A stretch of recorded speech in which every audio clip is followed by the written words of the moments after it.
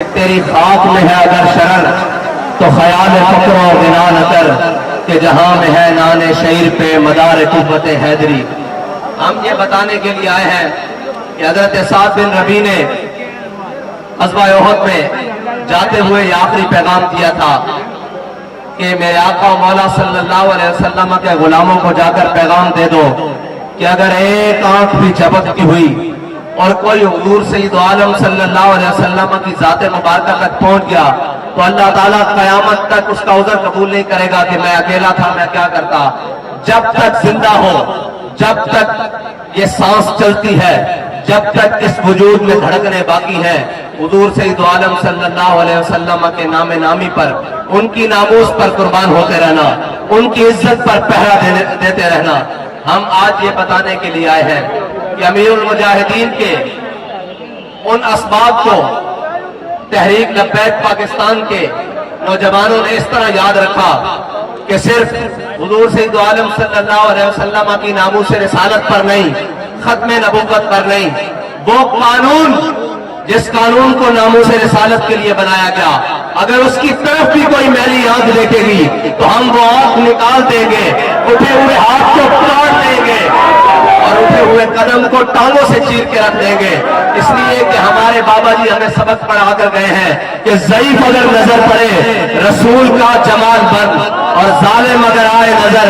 قہر ذوالجلال بن، اور خدا کے آگے سر جھکا کہ سرکشوں کا سر نہ جھکے۔ قضا ستم گروں کی ہو، ستم زدوں کی ڈھال بن، کیونکہ ہمارے بابا جی ہمیں سبق پڑھا کر گئے ہیں کہ عروہ بن مسعود صلح حدیبیہ میں آئے اور آ کر خوشامد کے طور پر حضور کی داڑھی کی طرف ایسے ہاتھ کیا تو پیچھے سگا بھتیجا کھڑا ہوا تھا مغیرہ بن شعبہ۔ انہوں نے جب دیکھا نا حضور کی داڑھی کی طرف بار بار ہاتھ بڑھا رہے ہیں تو انہوں نے تلوار کو بے نیام کیا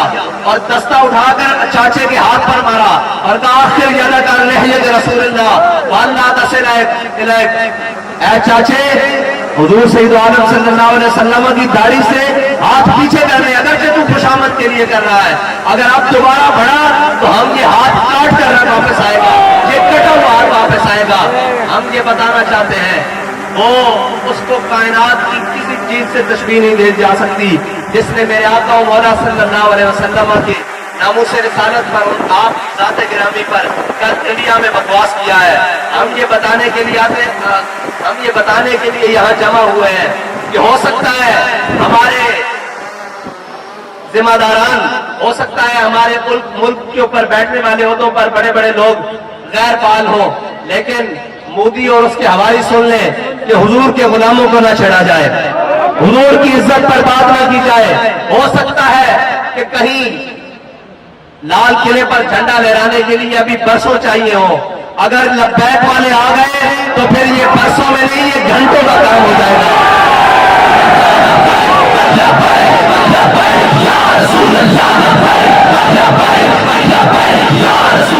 ہم دنیا کی اقوام عالم کو کہتے ہیں کہ اگر دنیا کا امن قائم رکھنا چاہتے ہو تو اس کا ایک ہی طریقہ ہے کہ ہمارے آقا و مولا صلی اللہ علیہ وسلم کی عزت کرنا سیکھو۔ اور ہم اس مودی سرکار کو کہتے ہیں، اس مودی کے یاروں کو کہتے ہیں کہ فی الفور وہ جو تمہاری ترجمان ہے اس سے اعلان برات کرو اور اس کو سزا دو، اس لیے کہ اگر کوئی غازی علم الدین کا متوالا کھڑا ہو گیا تو پھر بات صرف اس گستاخ تک نہیں رہے گی، بات اس تک بھی پہنچے گی جو اس کے ساتھ کھڑا ہوگا۔ یہ یاد رکھنا، بابا جی ہمیں سبق دے کر گئے ہیں کہ ہم نے غازی علم الدین کو دفنایا ہے، اس خنجر کو باہر رکھا ہوا ہے، اس خنجر کو لے کر غازی عامر عبد الرحمن جرمنی پہنچا، وہ خنجر بھی باہر ہے، غازی عبد الرحمن چیمہ کو دفنایا ہے۔ اس خنجر کی نسبت سے ممتاز قادری کوثار مارکیٹ میں 27 گولیاں لے کر پہنچا تھا، وہ بندوق بھی باہر پڑی ہے۔ اور یہ یاد رکھنا کہ اگر غوری، شاہین، ہدف ہم نے اپنے حضور کی عزت کے لیے استعمال نہ کیے تو ہمارا کوئی فائدہ نہیں۔ ہم نے یہ سارا کچھ لکھا ہی اپنے آقا و مولا کی عزت کے لیے ہوا ہے۔ ہمارے کچھ ذمہ داران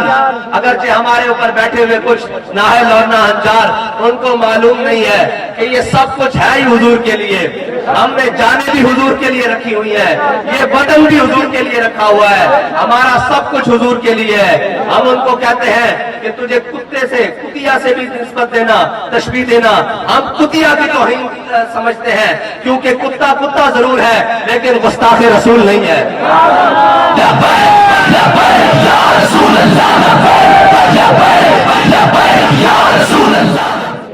وہ اگر تمہیں پتا نہیں ہے کہ بابا جی اپنے کارکنوں کو سبق دے کر گئے ہیں کہ من سب نبیًا تو یہ ہمارے لیے بارڈر کوئی حیثیت نہیں رکھتے. اگر ہم اپنے آقا و مولا کی عزت کا بدلہ لینے آ گئے تو پھر وہ سفید جھنڈا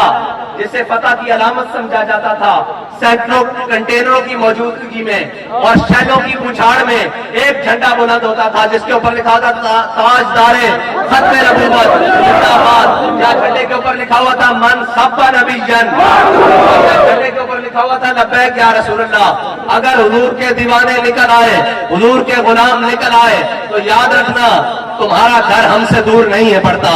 ابھی ہمارے ذہنوں میں کشمیر کا بدلہ باقی ہے, ابھی ہمارے ذہنوں میں بابری مسجد کا بدلہ باقی ہے. میں آپ کو ایک پیغام ضرور دے دیتا ہوں, یہ نہ سمجھنا کہ برہان وانی دنیا سے چلا گیا, یہ نہ سمجھنا کہ جناب ممتاز قادری دنیا سے چلا گیا, یہ نہ سمجھنا کہ غازی علم الدین کو دفن ہوئے صدیاں گزر گئی, یہ نہ سمجھنا کہ علامہ خادم حسین دنیا سے پردہ کر گئے. ابھی ہماری ماؤں نے ہمیں دودھ یا رسول اللہ کی لوری سے پلایا ہوا ہے.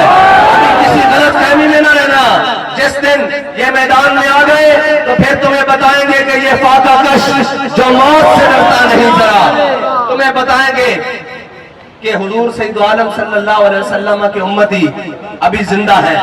ابھی حضور کی ناموس پر پہرا دینا جانتے ہیں. اور ہم اپنے ان ہجڑوں کو بھی کہتے ہیں کب تک بے غیرتی کی زندگی جیو گے, کب تک بے غیرت بن کے رہو گے, کب تک بے حیا اور بے شرم بن کے رہو گے. اور یار